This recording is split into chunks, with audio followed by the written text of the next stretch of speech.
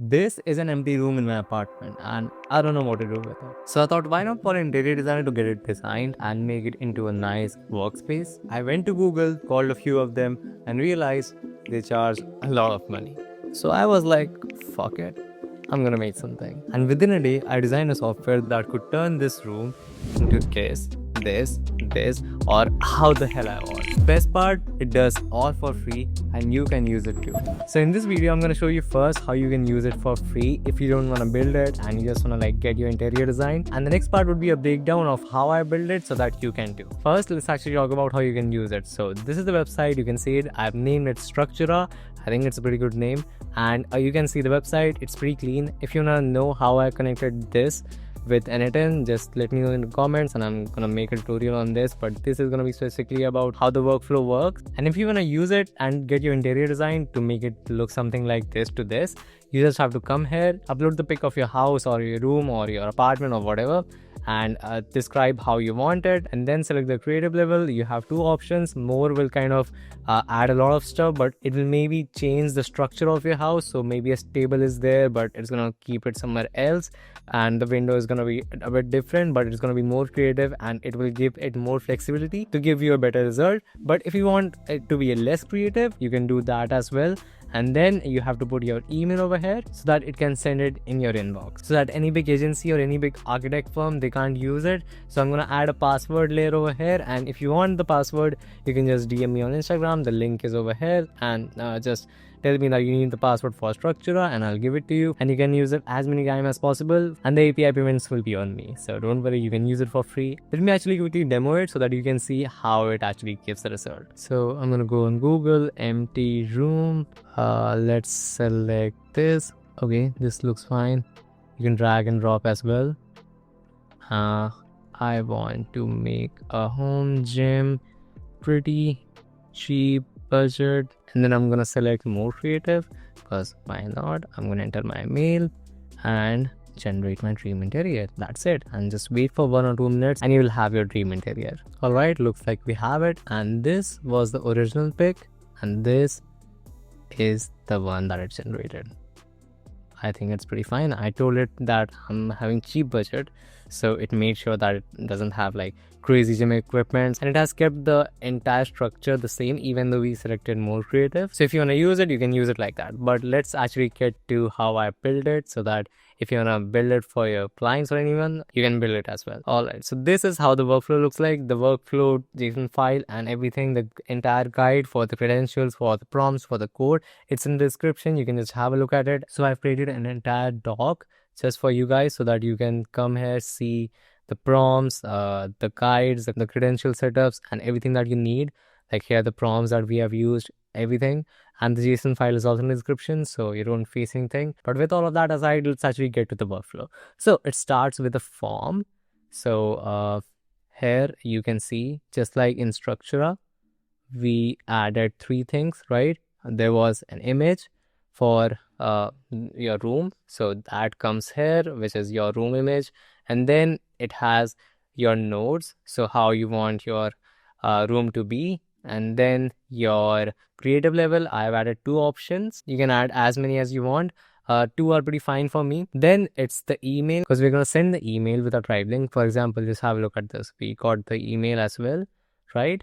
So you need that email as well. First thing happens is it uploads it to the Google Drive section, because you want all of it to stay in one place. And if you wanna like do it once again, you can just go at Google Drive and like pick the image and upload it again, right? So it uploads it to Google Drive, and then it cleans up the image and all of that thing that comes with the image. I don't know a lot of code, but it was needed, because if this code wasn't there, a lot of things were not functioning. So it's just a simple code. It kind of cleans up the entire image for the next nodes. All right, and then there's the base64 converter. Base64 is a type of image that AI reads pretty well. Imagine your picture, but it converts into text. So it's like 50 or 60,000 characters makes one image, and it kind of describes each and every pixel with text. It's really fascinating if you see it. But yeah, that's what it is. And once the base64 file is converted, then these both are exactly the same. The only difference is that we have given up different prompt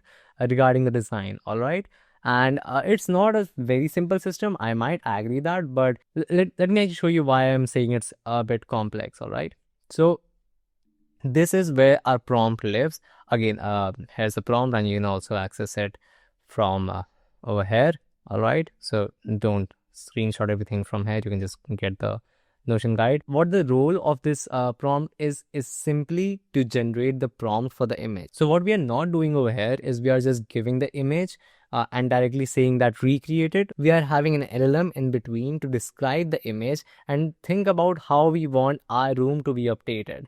Because if you just give it directly, like the prompt with your image to the image generation thing, I don't think it works pretty well. I've tried a lot of times.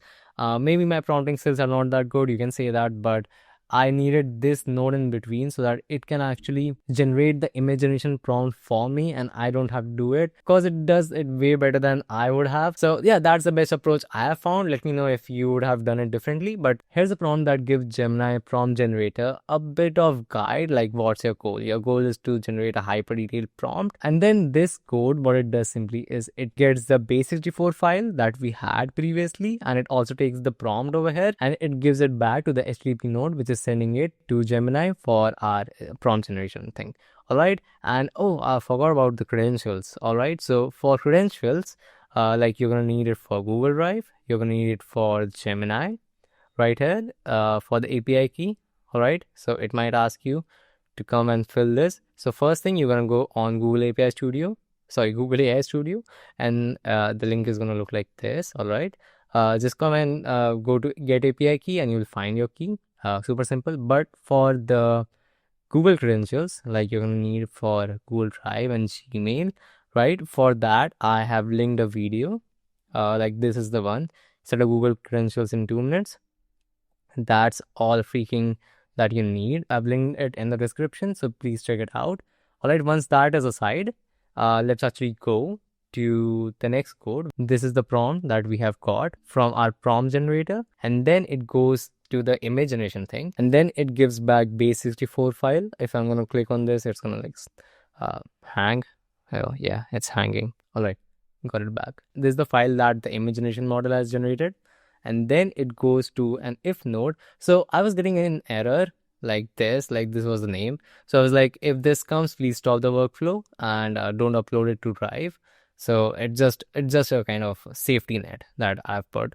All right, and then it goes to edit field, which it just kind of cleans the data that we are getting from Gemini, because it was not directly getting uploaded to file. I don't know why. I kind of have to insert this. I don't like to use a lot of nodes. I like to keep things pretty simple, but sometimes just have to, because things don't work.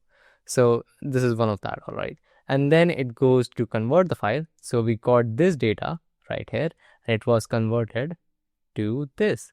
And now we have the high engine. So first on the website, we converted this low end thing, and now we have created something like this. As you can see, because we actually tell it to be more creative, it has kind of changed some structures, but more or less it's kind of the same. All right, and then it just uploads it to Google Drive, like we saw it.